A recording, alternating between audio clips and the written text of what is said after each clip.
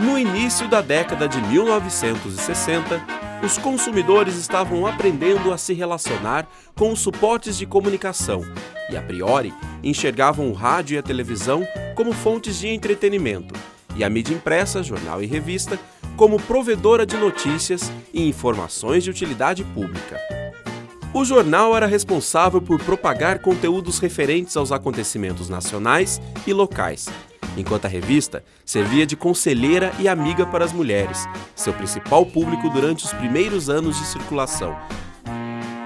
Os ouvintes, telespectadores e leitores dessa época recebiam as mensagens das diferentes plataformas midiáticas e emitiam suas opiniões e comentários junto a familiares e amigos restritos, na maioria dos casos, ao ambiente geográfico do qual faziam parte. O perfil do consumidor da década de 1960 foi construído a partir de um contexto sócio-histórico marcado pela instabilidade econômica, com movimentos de ampliação e retração do poder de compra dos indivíduos, pela restrita oferta de bens e serviços e, principalmente, pela reduzida quantidade de informações que circulavam na época. Os anunciantes dispunham de grande controle sobre as mensagens que eram apresentadas aos potenciais compradores, visto que os canais de comunicação possuíam um caráter mais unilateral, e assim, a atividade publicitária não enfrentava os desafios que a contemporaneidade apresenta.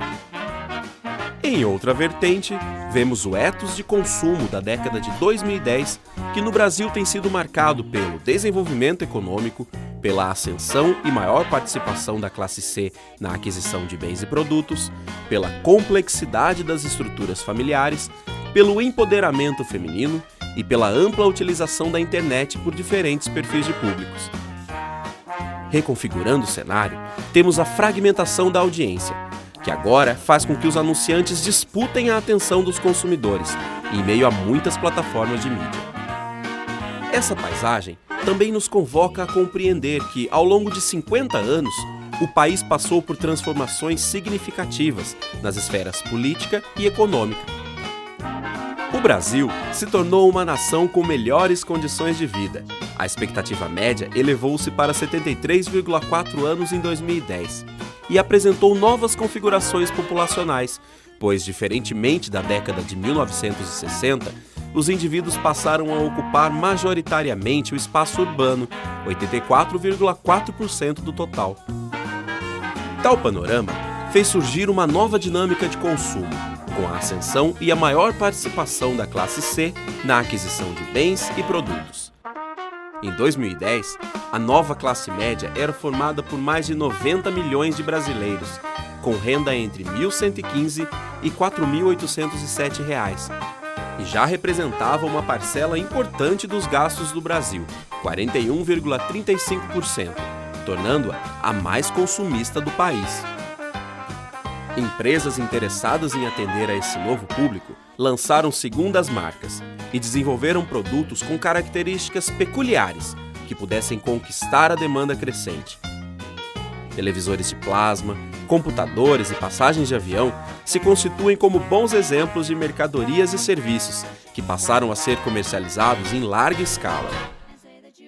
Os meios de comunicação, atentos a esse movimento, diversificaram o conteúdo de suas programações, com o intuito de atender às expectativas desses novos consumidores.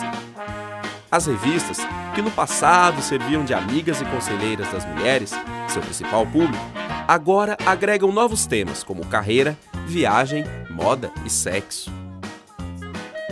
O surgimento da internet nos anos 90 e a sua utilização em escalas cada vez maiores também ajudaram a reformular as práticas de consumo da atualidade.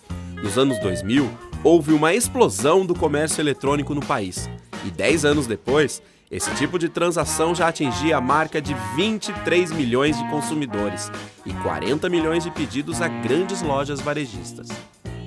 Em 2010, 30,7% dos lares brasileiros já possuíam computador com internet.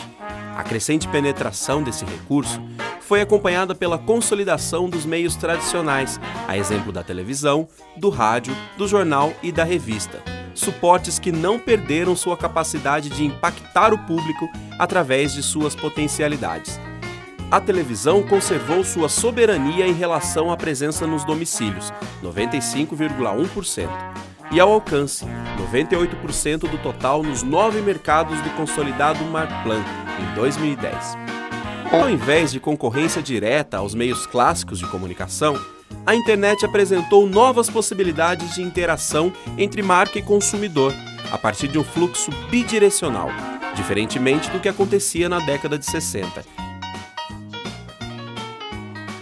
Os prosumers, expressão proveniente da fusão entre os termos consumidor e produtor, passaram a criar e distribuir conteúdo de toda a natureza, inclusive acerca dos produtos e serviços experimentados.